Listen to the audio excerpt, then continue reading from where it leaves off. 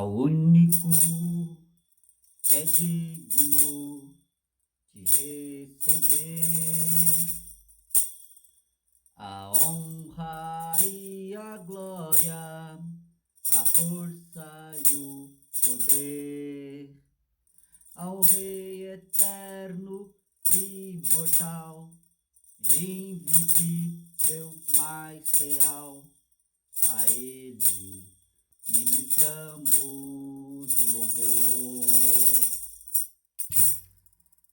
Saúde a todos os ouvintes com a santa paz do Senhor Jesus Cristo. Deus abençoe a todos. Estou aqui com um instrumento abençoado da casa de Deus.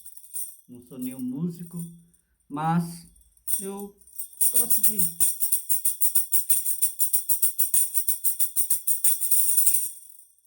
fazer um barulhinho de vez em quando, para a glória de Deus. Quem sabe um dia Deus me agracia com esse dom e eu possa também ser um músico na casa do Senhor, para glorificarmos o nome do nosso Cristo. Hoje nós daremos continuidade, nós estamos atrasados, tivemos aí uns dias sem ministrar, estamos atrasados, eu acredito que já era para a gente estar quase concluindo o capítulo 7, que já entrando praticamente no capítulo 8, mas hoje nós daremos início à maratona do capítulo 7 do livro do Gênesis. Gênesis, capítulo de número 7. Vamos dar continuidade a partir do versículo de número 1. Diz assim a palavra do Senhor. Depois disse o Senhor a Noé: entra tu e toda a tua casa na arca, porque te hei visto justo diante de mim nesta geração. Então vemos que depois de tudo que Deus falou para Noé que ia mandar um dilúvio, mandou ele construir uma arca de 300 côvados de comprimento, 50 côvados de largura, 30 côvados a sua altura, colocar uma porta do lado, colocar uma janela do lado. Nós já vimos como que é essa arca. Nós temos um exemplar, acredito que muita gente já viu esse exemplar, esse quadro. Eu vou mostrar aqui para vocês. Este aqui é o exemplar de como seria a arca, né?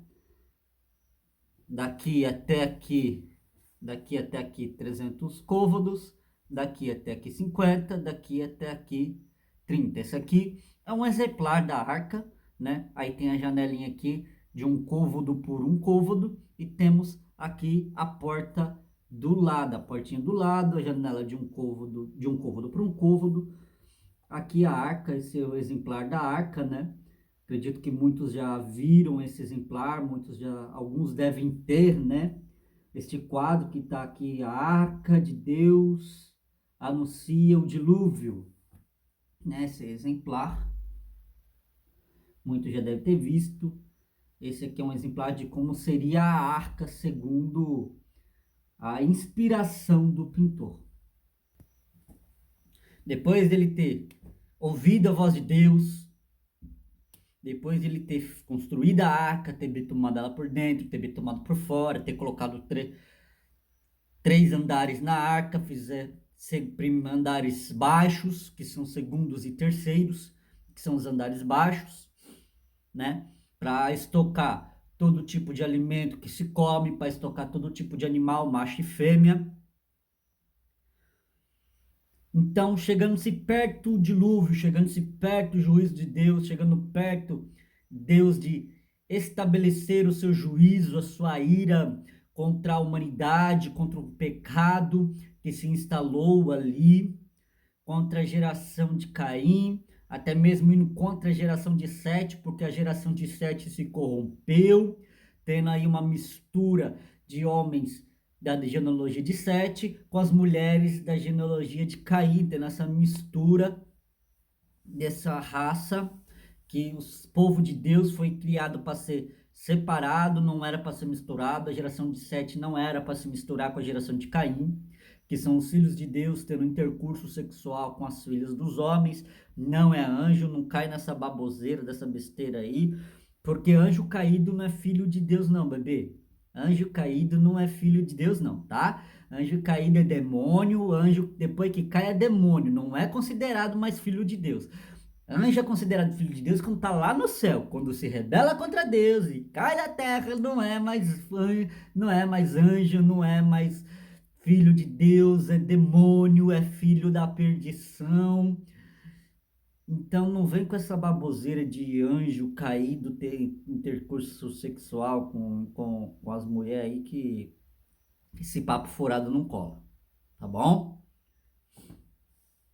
E depois de tudo isso, de Noé ter construído a arca, ter tomado por dentro e por fora, dos animais ter vindo até Noé, porque os animais vieram até Noé, foi Deus que mandou os animais, não é Noé que caiu caçando animal, macho e fêmea agora, esse aqui é machinho, esse aqui é fêmea, não, não, não, não.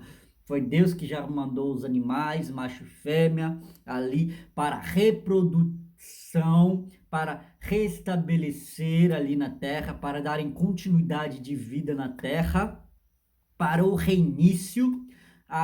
O dilúvio foi o reset de Deus na terra. Deus decidiu apertar o botão reset por causa do pecado, por causa da iniquidade, por causa da maldade.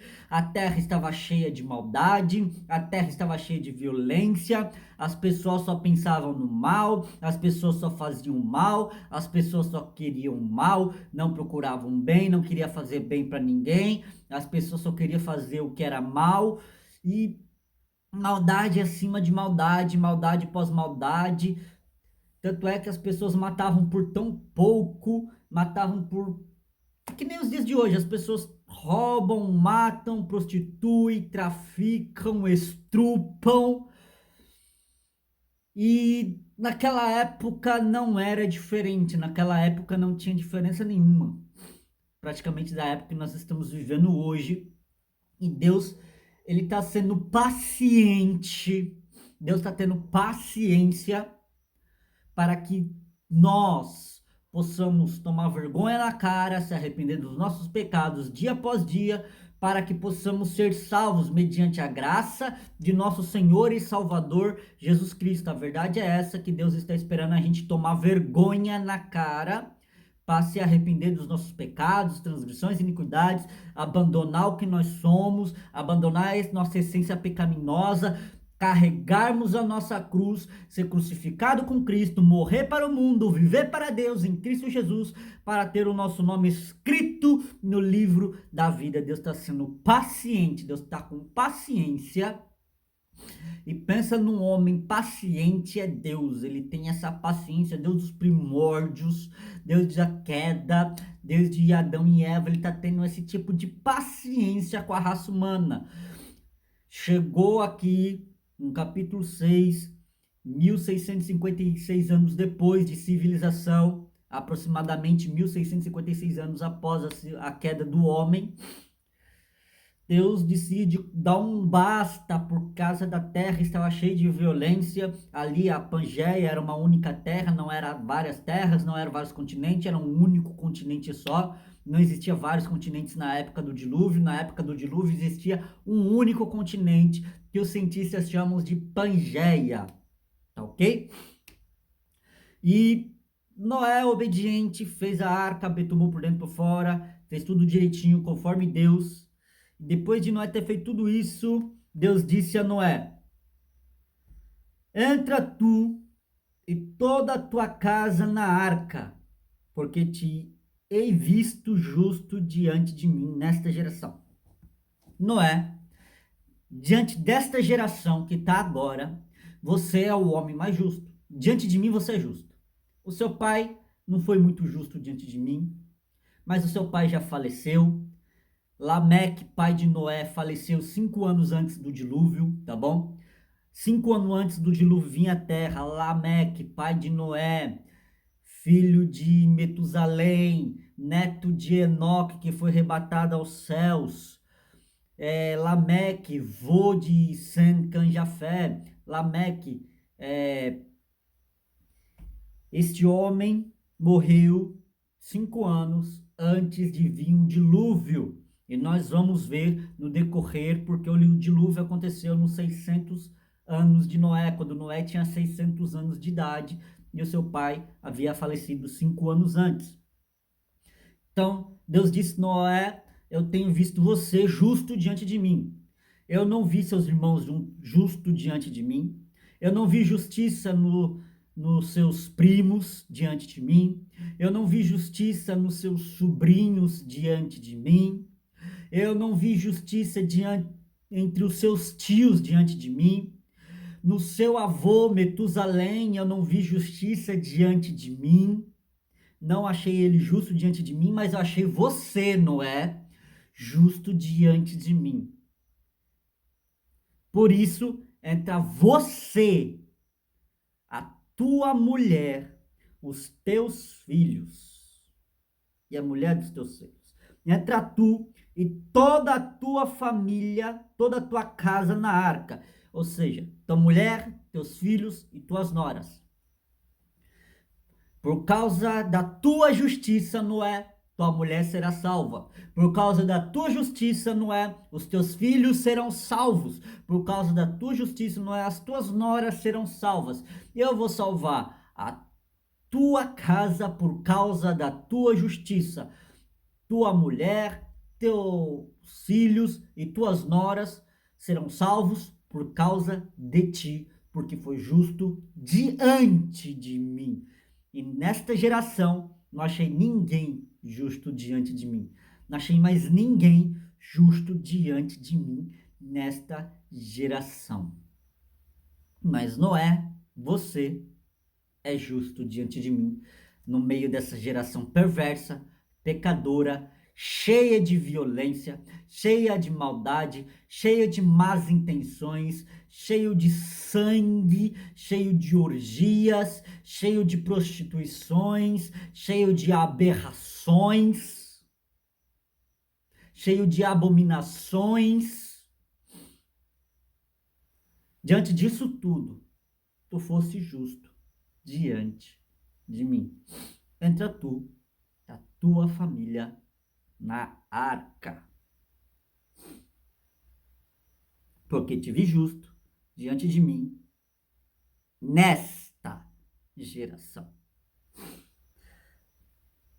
Versículo 2: de todo animal limpo tomarás para ti 7 e 7, o macho e sua fêmea, mas dos animais não limpos, 2, o macho e sua fêmea. Ou seja, de todo animal limpo, 7 e 7, ou seja, 7 pares, 7 machos, 7 fêmeas. De todo animal limpo, 7 e 7. 7 machos e 7 fêmeas. 7 casais. 14 animais. 14 animais. 7 machos e 7 fêmeas de todo animal limpo. Porém, de todo animal não limpo, apenas 2. O macho e sua fêmea. Só o macho e sua fêmea, só 2 de cada animal não limpo, de cada animal impuro, de cada animal não limpo. Eu vou ficar devendo para vocês a classificação desses animais limpos e desses animais não limpos. Nós podemos entender que animais não limpos como porco, como carniceiros, animais carniceiros, animais que que ficam rastejando em lamas, esses negócios de fuçar, esses animais podemos considerá-los não limpos. E os animais que não comem carniça, que não estão envolvidos em carniça, nem lamaçais, mas tem o seu ambiente, um ambiente mais limpo, um ambiente mais agradável. Podemos considerar esses animais como animais limpos, assim, tendo a sua genealogia. Podemos considerar os animais limpos animais de campo, que não ficam meio envolvidos em carniça, que não ficam envolvidos em lamaçais. Podemos considerar os animais não limpos aqueles que estão envoltos de carniça, e os carniceiros, e os animais que estão ali na lama, ali que fazem a sua festa na lama. Podemos considerar eles como animais não limpos. Versículo de número 3. Também das aves dos céus, 7 e 7, macho e fêmea, para conservar em vida e semente sobre a face da terra. Também as aves dos céus, 7 e 7. Então, das aves dos céus, foi pegado 7 machos e 7 fêmeas e colocado dentro da arca para serem semente, para frutificarem, para darem vida ali após o fim do dilúvio que durou 1 ano e 10 dias, tá bom? Nós vamos ver isso no final no capítulo 8, versículo 14, tá bom? Capítulo 8, versículo 14, mas vamos focar no capítulo 7 agora, tá? Para que a terra desse continuidade. A intenção de Deus nunca foi destruir a terra. A intenção de Deus nunca foi aniquilar os animais. A intenção de Deus nunca foi destruir a raça humana. O problema é que a raça humana usou e abusou do pecado.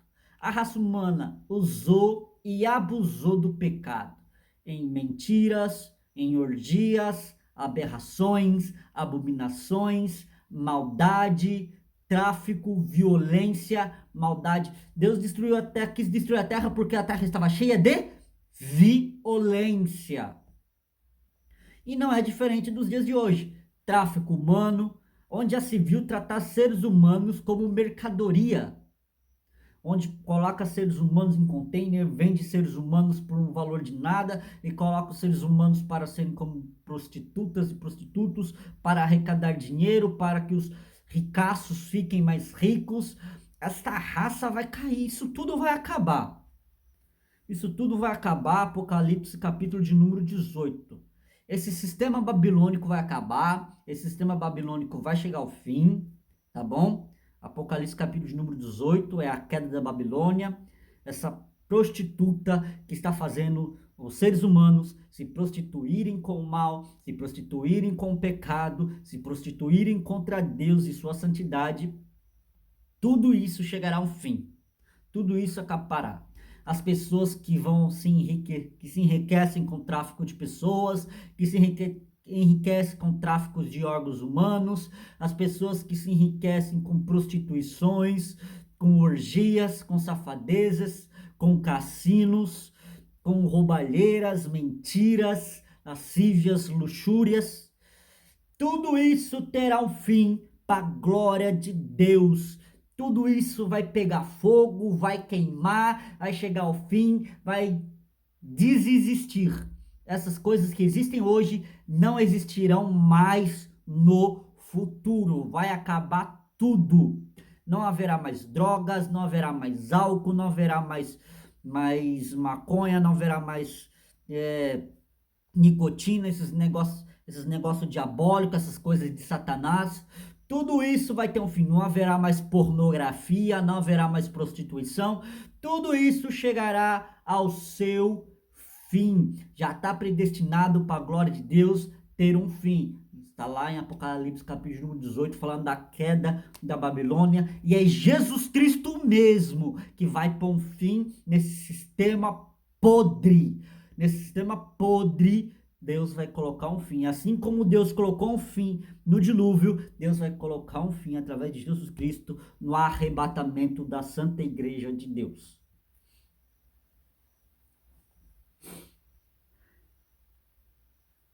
Porque Deus nunca quis destruir a terra, ele só destruiu por causa da violência. A violência estava tamanha, a maldade estava tamanha que ele não aguentou, que ele não suportou. Tanto é que ele disse: o meu espírito não vai ficar com o homem para sempre. Chega, eles vivem 700, 800, 900 anos e só sabem fazer maldade pós maldade, maldade pós maldade, maldade pós maldade. Quer saber?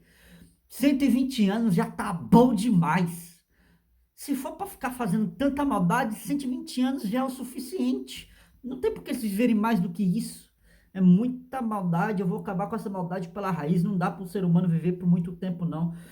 Não é muita maldade, não dá. Eu não vou suportar ver tanta maldade, tantas pessoas, tantas crianças sendo tratadas como objeto sexual, tantas crianças sendo dopadas e sendo usadas como objeto sexual para ganhar renda, para os poderosos ficarem mais poderosos. Isso tudo vai acabar. Deus não estava aguentando e acabou com tudo. E no dia de hoje também não está diferente. Deus vai acabar com essa raça miserável e vai jogar todas essas podridão no quinto dos infernos, a não ser que esses podridão aceitem a Jesus como Salvador e sejam restituídos como seres humanos.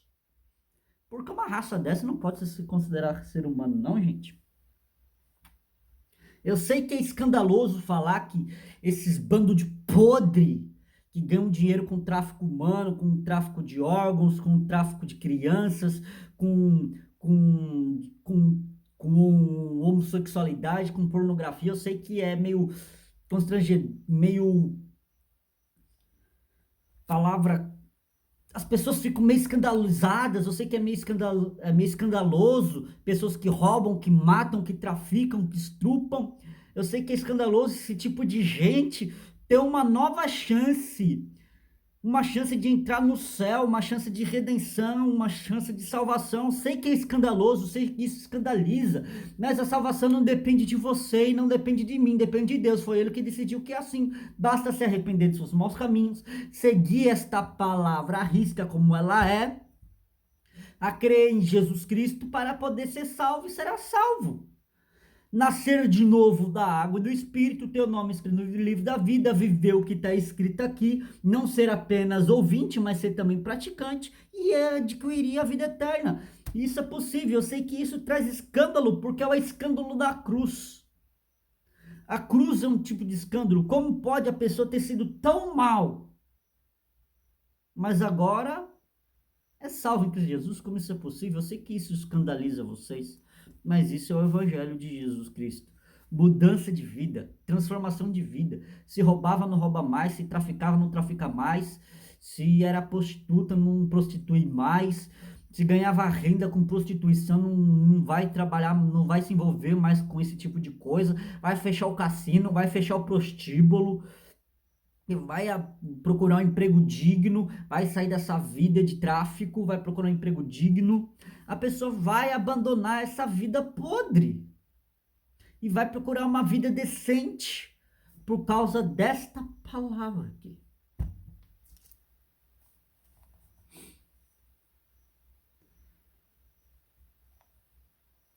Versículo de número 4. Porque passados ainda 7 dias, farei chover sobre a terra 40 dias e 40 noites, e desfarei sobre a face da terra toda a substância que fiz. Quem criou o céu? Quem criou a terra? Quem criou os animais? Quem criou os seres humanos? Quem criou as árvores? Quem criou tudo? Deus. Se ele criou, ele tem o direito de destruir. Porque foi ele que criou, ele que fez. Ele é dono, ele é o dono. Ele faz o que ele quer, do jeito que ele quer, porque ele é. Ele é o dono, pronto e acabou. Você também às vezes não é assim? O celular é meu. Se eu quiser quebrar meu celular, eu quebro. O carro é meu, se eu quiser enfiar no buraco, enfio. Tem gente que é assim, é meu, comprei com meu dinheiro, eu faço do jeito que eu quero, eu faço do jeito que eu quero, é meu. Se está na tua mão, você tem que tomar cuidado, mas está na minha mão, não precisa ter cuidado. Se eu quiser quebrar, eu quebro, é meu. É meu, eu faço o que eu quero.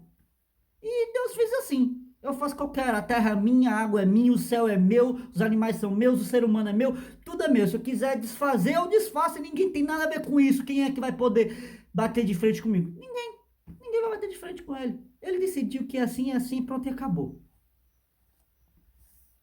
Então, Noé, faça dessa maneira. Coloque os animais na arca, tá bom?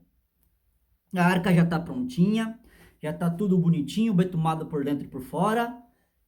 Agora, já tem todo tipo de alimento lá que se come também, todo tipo de semente que se come, de alimento que se come, já está tudo lá estocado bonitinho. Agora faz o seguinte, não é? Você tem 7 dias para organizar os animais aí dentro da arca, tá? Vai organizando os animais bonitinho aí, porque daqui a 7 dias Lá vem chuva. Vai chover 40 dias e 40 noites sem parar e vou derramar água. Vai derramar água. Vai cair água sobre a face da terra. Eu vou desfazer toda a substância que eu fiz. Irmãos, uma coisa que vem na minha mente aqui agora. As águas do dilúvio podemos considerar como as lágrimas de Deus. Porque Deus não fez com o coração alegre o que ele fez. Deus não estava feliz quando destruiu a raça humana com o dilúvio. Deus não estava feliz quando destruiu a terra com o dilúvio. Deus não estava feliz quando destruiu os animais com o dilúvio. Até os animais sofreram por causa da maldade dos homens. Deus não ficou feliz, Deus não estava com um sorriso no rosto quando ele destruiu tudo. Capítulo de número 6. Nós vemos em uma passagem do capítulo de número 6 que Deus estava com grande pesar. Um grande pesar. Vemos aqui no versículo de número 6. Gênesis capítulo 6, versículo 6. Então arrependeu-se o Senhor de haver feito o homem sobre a terra. E pesou-lhe o seu coração. Olha a parte 2 do versículo. E pesou-lhe o seu coração. Deus estava com o coração pesado. Deus estava entristecido, angustiado. Ele não destruiu a terra com as águas do dilúvio com alegria. Ele não estava nem um pouco feliz com isso. Ele não estava sentindo felicidade nenhuma. Ele estava vendo a sua obra-prima ir para o caminho mais terrível. A maldade, a crueldade, as pessoas odiando umas às outras, as pessoas matando umas às outras por tão pouco. Quantas pessoas são mortas aí por causa de uma porcaria de celular? Quantas pessoas são mortas aí só porque o cara quer comprar uma pedra lá e ele vai roubar de quem está desarmado? Quer comprar maconha, mas vai roubar de quem está desarmado. É como diz o presidente Lula, vai roubar um celular para tomar uma cervejinha. Aí mata um inocente por causa de uma porcaria de uma cerveja. E Deus, vendo isso, ficou tristecido demais. Então podemos dizer que as águas de dilúvio eram as lágrimas de Deus. Podemos dizer que Deus está com o coração tão pesado que chorou de tristeza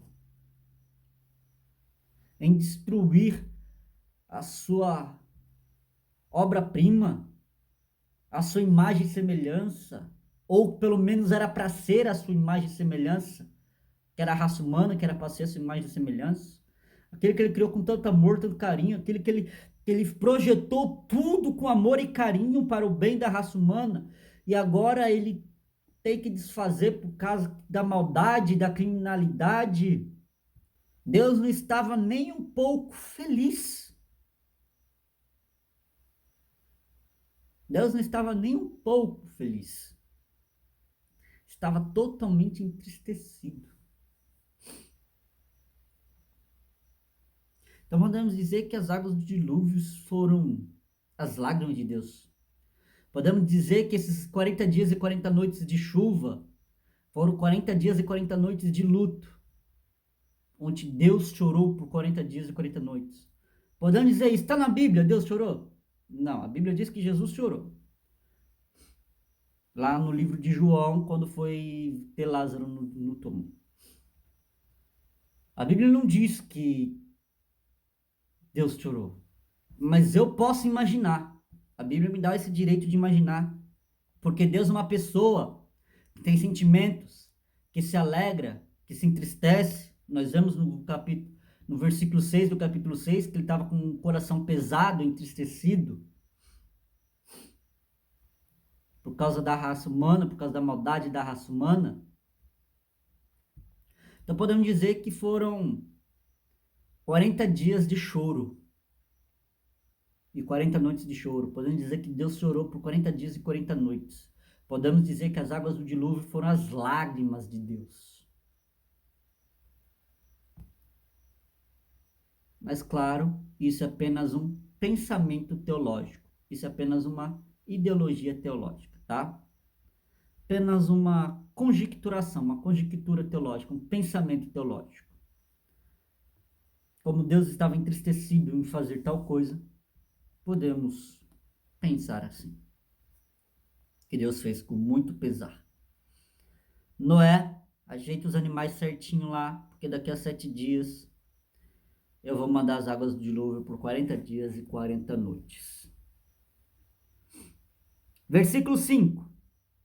E fez Noé conforme tudo que o Senhor lhe ordenara.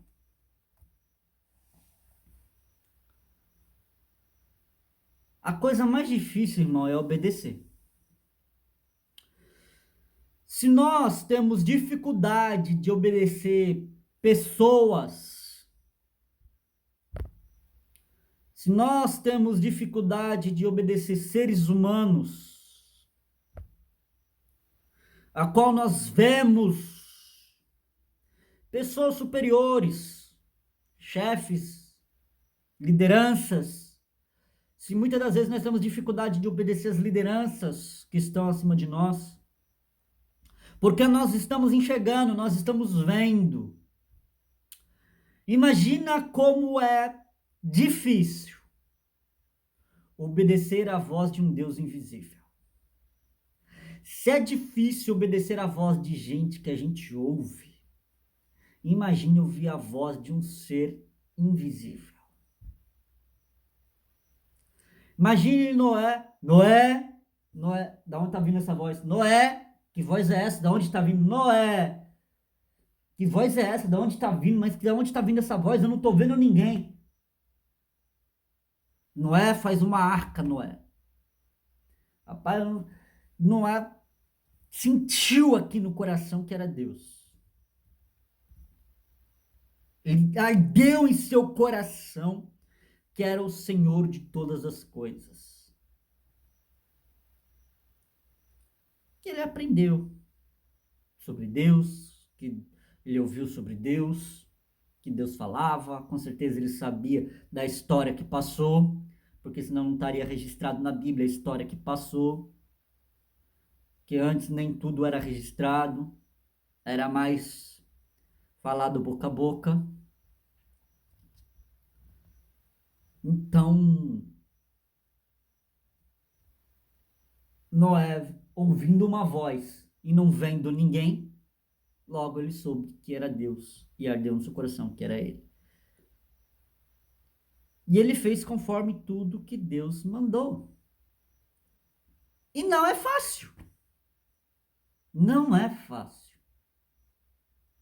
Principalmente nos dias de hoje. Muitas das vezes nós temos esse pensamento. Será que é Deus que falou? Mas será que é Deus mesmo? Ou será que sou eu que está pensando nisso? Porque eu tenho uma mente muito fértil para pensar nesse tipo de coisa. Eu tenho capacidade para pensar nisso. Eu tenho capacidade de criar um roteiro na minha cabeça sobre isso. E agora? É Deus mesmo que está falando para mim falar? Ou é eu mesmo que estou inventando na minha cabeça? Ou é o diabo querendo me testar, me tornando um falso profeta? Porque para ser falso profeta é fácil. Para ser um falso profeta é fácil. O difícil é ser um profeta verdadeiro. Para ser um falso profeta é só você falar o que veio na tua cabeça ou o que o diabo mandou na tua cabeça através de uma seta, aí você fala. Agora, falar o que Deus manda, a voz de Deus mesmo, segundo o que Deus mandou, ai dos profetas que dizem, o Senhor disse desse jeito, e o Senhor não disse nada. Assim diz o Senhor, e o Senhor está calado. Ai dos profetas que dizem, assim diz o Senhor, mas o Senhor não disse nada. Ai desses profetas. Ai desses homens e mulheres que profetizam em nome do Senhor, sem que o Senhor tenha mandado. Eles falaram, mas Elias profetizou e não foi em nome do Senhor, não mandou ele profetizar. É? Você lê Bíblia mesmo? Não, na boa, você já leu essa passagem? Você já meditou direitinho nessa passagem? É sério, você realmente lê Bíblia? Realmente você tem intimidade com a palavra de Deus? Porque Elias não fez nada bagunçado. Elias não fez nada bagunçado. Antes de Elias profetizar, ele consertou o altar. O que estava quebrado, ele consertou. Ele arrumou, ajeitou as coisas, colocou em ordem. E depois ele fez uma oferta ao Senhor. Colocou ali as pedras, colocou o bezerro, colocou a água.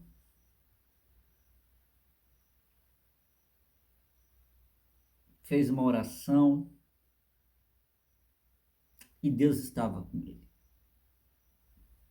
E quando Elias profetizou, dizendo: segundo a minha palavra não chove em Israel, você tem que entender uma coisa. Ele estava na presença de Deus. Olha direito o versículo. Elias disse: vive Deus dos céus, ou vive o Senhor dos céus, em cuja presença eu estou. Ele está dizendo: glorificado seja Deus. Em outras palavras, ele está dizendo: glorificado seja Deus. Glórias a Deus, porque eu estou na presença dele. Exaltado é o nome dele. Ele está vivo e eu estou diante dele. Ele está vivo e eu estou com ele agora. Ele está dizendo: eu estou com ele agora. Vive o Senhor nos céus, em cuja presença eu estou. Eu estou na presença de Deus agora. Eu e ele estamos frente a frente. Eu e ele estamos lado a lado. Eu e ele estamos juntos. Eu não estou sozinho. Eu estou com ele. Eu estou em Deus e Deus está em mim. Eu estou em Deus e Deus está em mim. Era isso que ele estava dizendo. Eu estou em Deus e Deus está em mim. E aí ele fala: segundo a minha palavra, não chove em Israel. Mas antes dele falar segundo a minha palavra, ele deu glórias a Deus, exaltou o Deus dos céus e disse que estava na presença de Deus. Ele disse que estava com Deus, ele disse que estava em Deus e Deus estava nele. E através disso ele disse: e eu vou dizer agora, não vai chover em Israel. Vive o Deus dos céus, que em cuja presença estou agora. Não vai chover em Israel.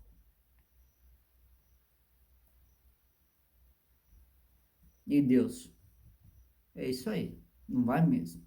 Concordo com você, Elias. O problema é que as pessoas não estão na presença de Deus. E elas não glorificam a Deus, elas não exaltam a Deus e não estão na presença de Deus. Quando você não glorifica a Deus, não exalta a Deus e não está na presença de Deus e profetiza, é falso profeta. Agora, quando você glorifica a Deus, exalta a Deus e está na presença de Deus e vem a profecia, é de Deus. Eu não gosto de profetizar. Eu não gosto de fazer profecias. Eu não. Eu prefiro pagar o preço por não falar do que pagar o preço por falar. Às vezes, quando Deus me toma em profecia, eu entrego, e muitas delas são em silêncio, na minha cama, orando, em oração. Semanas depois, meses depois, até anos,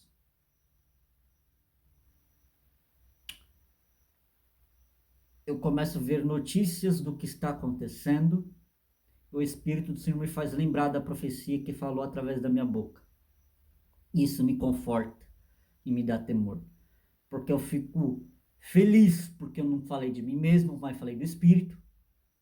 E ao mesmo tempo fico triste por causa dos eventos terríveis que acontecem. Vulcões, terremotos, chuvas, destruições, calamidades. Isso me deixa entristecido, porque pessoas morrem sem Cristo. E ao mesmo tempo fico aliviado, porque eu sei que as palavras que saem da minha boca em profecia são verdadeiras, vêm de Deus e não vêm de mim mesmo. Mas eu sou aquele que prefere pagar o preço por não falar do que falar e acabar pagando o preço. Voltando para a palavra do Senhor, fechando esse parênteses aqui,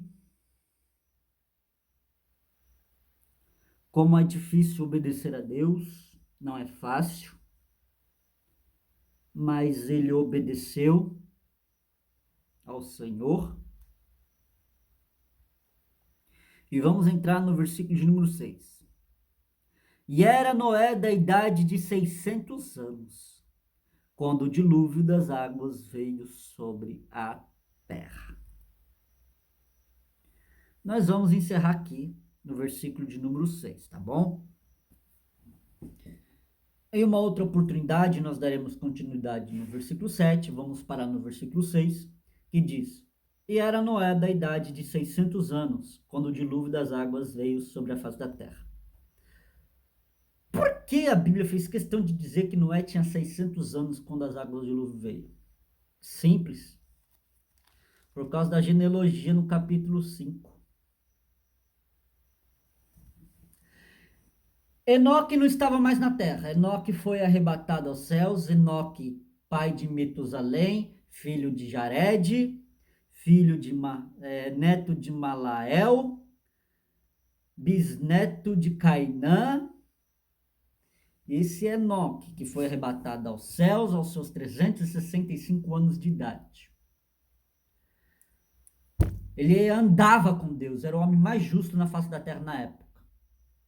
E como a terra estava em degradação, putrefação, caindo em maldade e violência, e Enoque realmente era muito justo, Deus decidiu tirar Enoque da terra porque para Enoque não se contaminar. Enoque era tão justo diante de Deus, andava tão perto de Deus, tamanha era a violência que Deus disse: Enoque, você não vai ficar mais aí não, eu não te quero nessa terra podre aí não.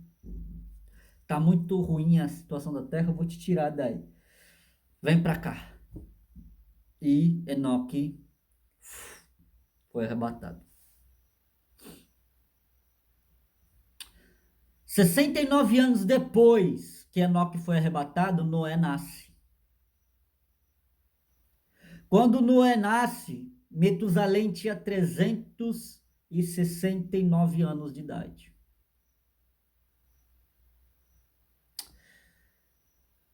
369 mais 600 dá 969.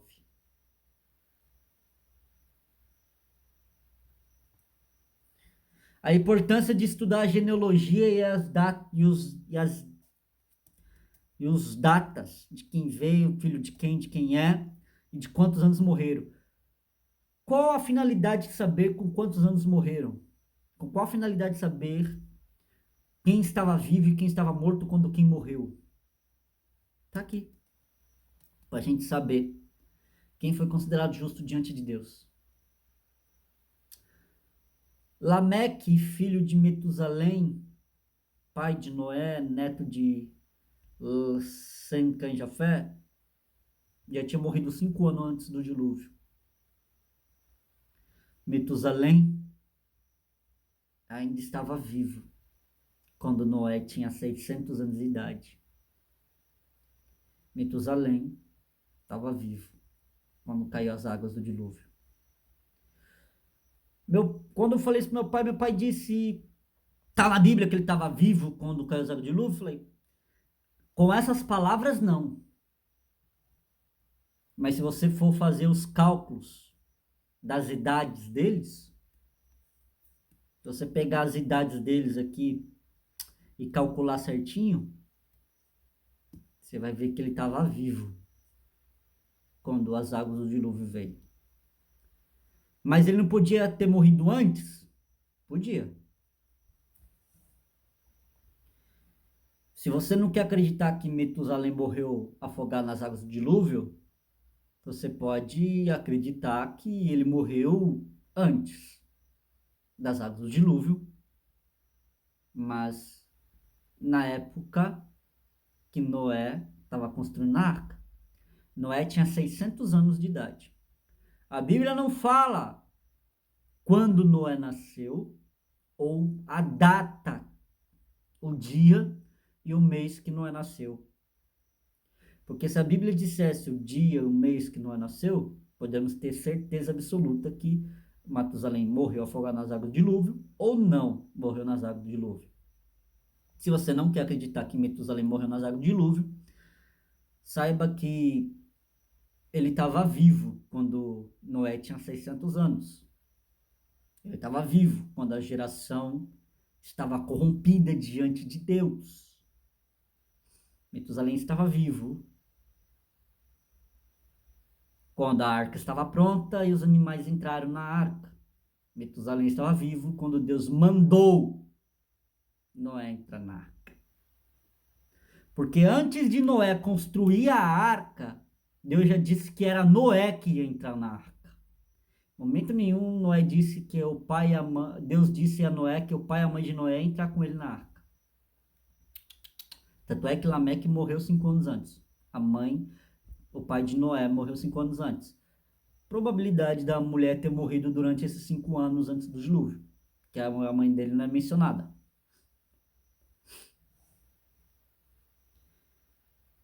Metusalém estava vivo quando Noé construiu a arca. Ele viu Noé construindo a arca.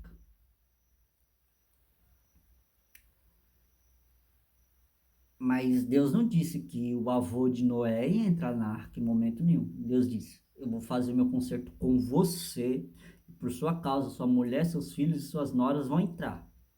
Mas ninguém, nem os irmãos de Noé, nem os primos, nem os sobrinhos, nem o avô.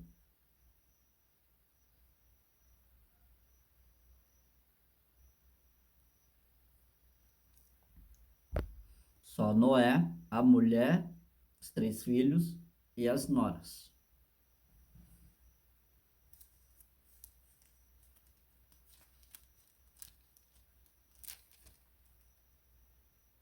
E quando Noé tinha 600 anos de idade, o dilúvio veio sobre a terra. E era Noé da idade de 600 anos, quando o dilúvio das águas veio sobre a terra. Na narrativa do nosso irmão Moisés, libertador de Israel. Para quem não sabe, quem escreveu o livro do Gênesis foi Moisés. Ficamos por aqui. Deus abençoe a sua vida. Na próxima oportunidade, nós daremos continuidade através do versículo de número 7. Temos 24 versículos, acredito que nós não iremos demorar muito. No capítulo 6 nós demoramos bastante, foram 21 versículos, rendeu bastante. Capítulo 7, já estamos no versículo 6. Logo, logo nós teremos o versículo 7 na próxima oportunidade. Deus abençoe a sua vida, hoje e sempre. Que Deus possa nos convocar para entrar na arca. A arca hoje é Jesus Cristo. E Deus está permitindo as pessoas entrarem na arca quando elas acharem que devem entrar. Quem convence não sou eu. Não sou eu que vai te convencer do seu pecado. Não sou eu que vou te convencer você largar o seu pecado. Não sou eu que vou te convencer você se render aos pés de Jesus Cristo. Até porque esse não é o meu trabalho. Meu trabalho é pregar o evangelho, meu trabalho é pregar o que está na Bíblia. Quem vai te convencer do seu erro, do seu pecado, da sua transgressão, da sua iniquidade, e que você tem que deixá-lo, que você tem que abandonar o seu pecado, esta pessoa se chama Espírito Santo. Ele é o responsável por entrar em contato com a tua consciência, o Espírito de Deus que está em ti, o Espírito que Deus te deu, o Espírito do homem dado por Deus. O Espírito Santo entrará em contato com ele e pela consciência ele vai te convencer do seu erro, do seu pecado e que você precisa de Jesus Cristo para ser salvo, e só Jesus Cristo e mais ninguém. Não vai precisar de Pedro, de Apolo, de Paulo, de João, de papa, de padre, de bispo, de cardeal. Não vai precisar de Maria. Vai precisar somente de Jesus Cristo para ser salvo. Lembrando que eu não estou indo contra a liderança. A liderança foi instituída por Deus. Mas o único que salva é Jesus Cristo e mais ninguém. Deus abençoe a tua vida e até a próxima.